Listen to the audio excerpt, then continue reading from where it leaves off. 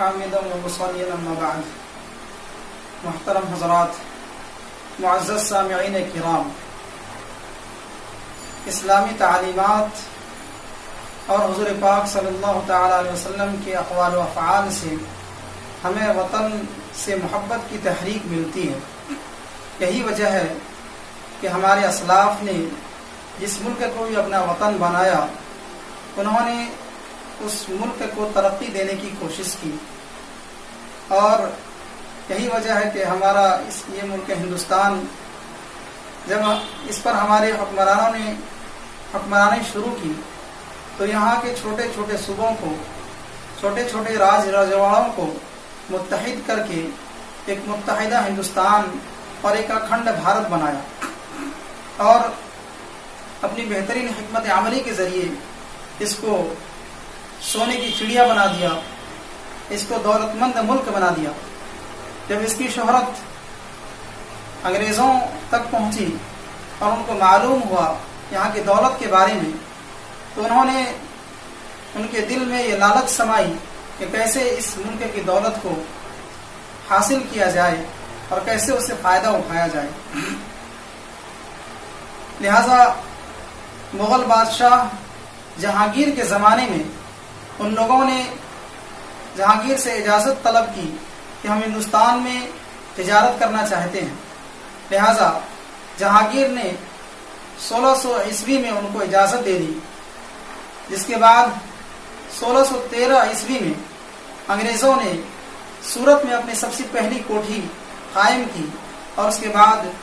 پھر بنگال میں انہوں نے ایسٹ انڈیا کمپنی کی بنیاد ڈالی، بنگال کو مرکز بنایا اور پھر پورے ہندوستان میں تجارت کرنا شروع کر دیا. تقریباً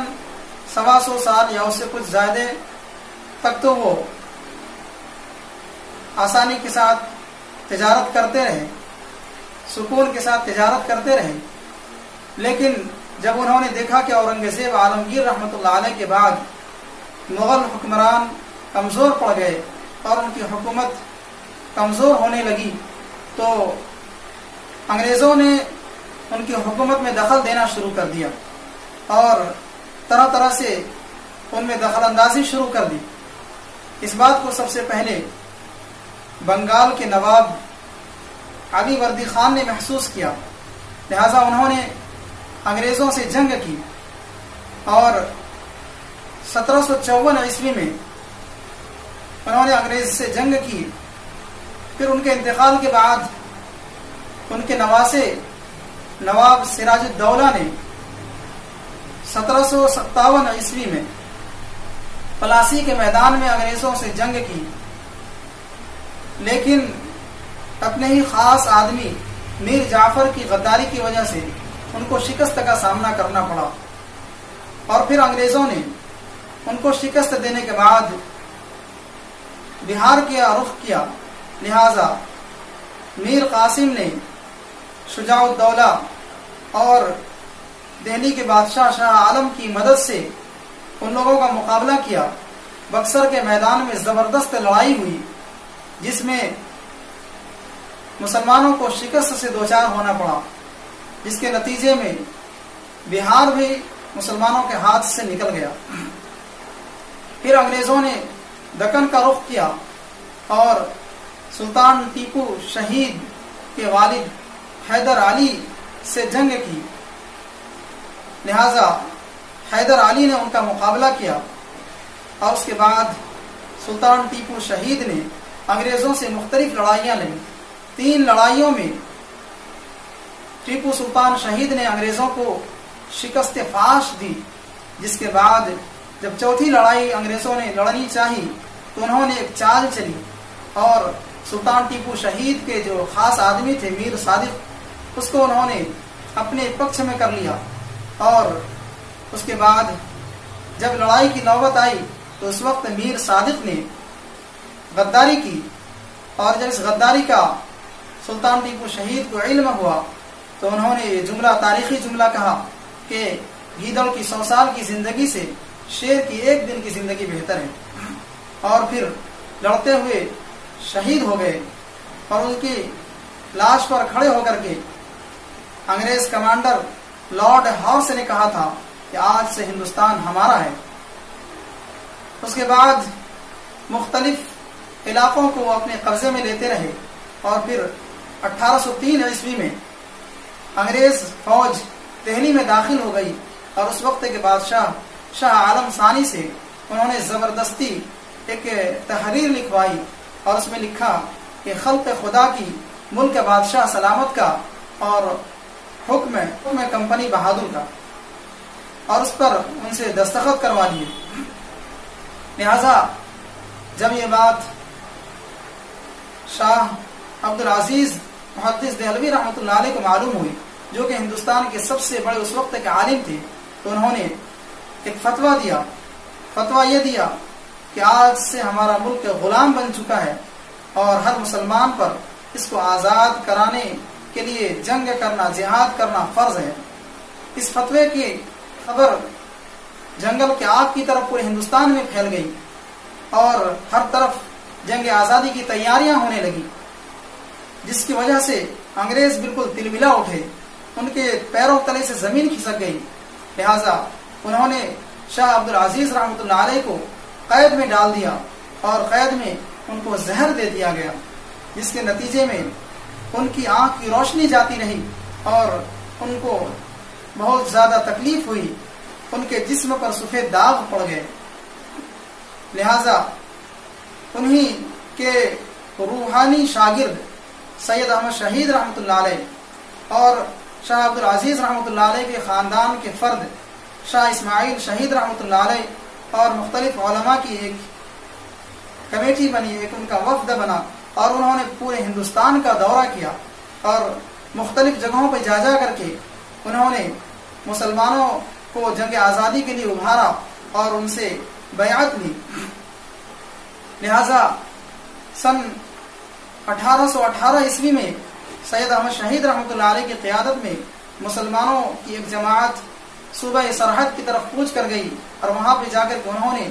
ایک عارضی حکومت کی بنیاد ڈالی، اور مقصد یہ تھا کہ یہاں سے تیاری کر کے پھر انگریزوں سے جنگ لڑی جائے اور اپنے ملک ہندوستان کو آزاد کرایا جائے۔ لہذا انہوں نے وہاں پر تیاریاں کی، اور 1831 عیسوی میں انہوں نے پھر ہندوستان کا رخ کیا۔ راستے میں پنجاب پڑا، پنجاب کے راجا انگریزوں کے وفادار تھے، لہذا جب ان لوگوں نے راجا سے کہا کہ تم ہمارا ساتھ دو اور ہم سب مل کر کے اس ملک کو آزاد کرائیں گے، اور آزاد کرانے کے بعد یہ ملک ہم تم کو دے دیں گے، حکومت سے ہمارا کوئی لینا دینا نہیں رہے گا، لیکن اس راجا نے اس جہاد کی مخالفت کی، مسلمانوں سے جنگ کرنے کے لیے تیار ہو گیا۔